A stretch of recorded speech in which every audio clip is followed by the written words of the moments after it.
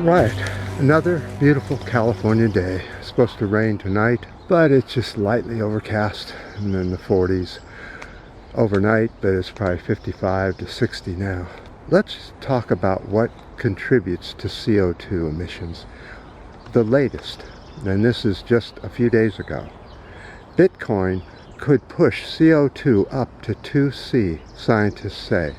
And I found that interesting because to me that's not real science, because Bitcoin, which I know nothing about or have anything to do with, itself is fine. It's apparently the Bitcoin mining has a growing environmental impact on the planet and how much CO2 is released because of how many servers and equipment is needed to apparently go out and mine Bitcoins. Jesus Christ. Mining Bitcoins. Can't make this stuff up.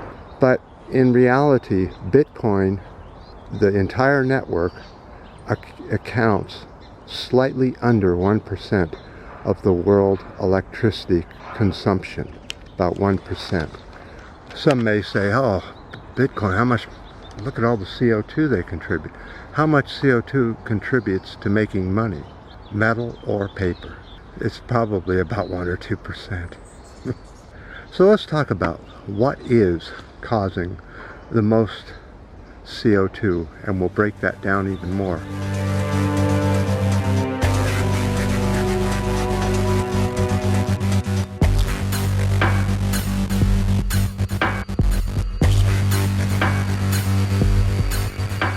Landfill, 1.9% of the CO2 output. Industry, 5.2%. All of industry only contributes 5.2% of the CO2. Agriculture, 18.4%.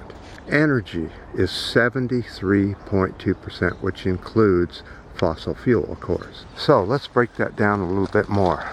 Seems to be quiet at the moment. I don't know why.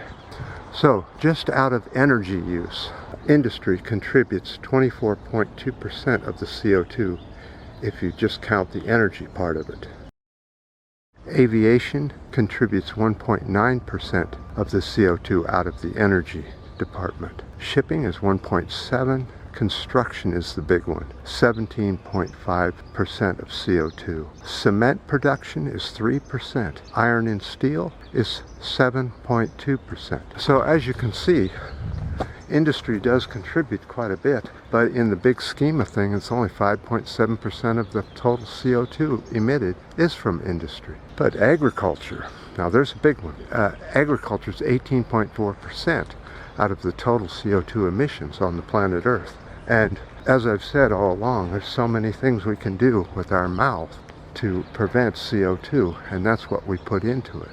Here in the US, we've had some very frigid cold weather. But at present, here in the U.S., Texans actually did something good. And I want to congratulate them on what they did. I'm sure it would be a very unusual situation considering what they did. 4,700 sea turtles were saved by rescuers from the cold in Texas. That's pretty cool. So they actually saved a bunch of turtles. Let's go up this way.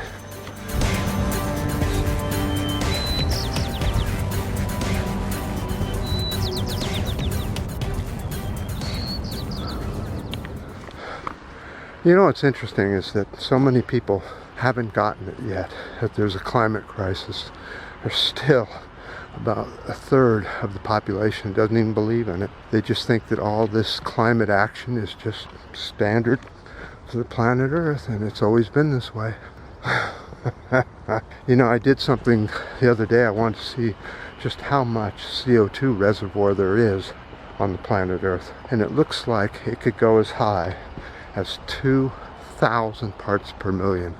It's happened in the past one time that we know of for sure, but it may have happened more than once. So if you think we're getting close to the end of the reservoir, we're not even beginning. This reservoir, if we went to 2,000, could you imagine what would happen then?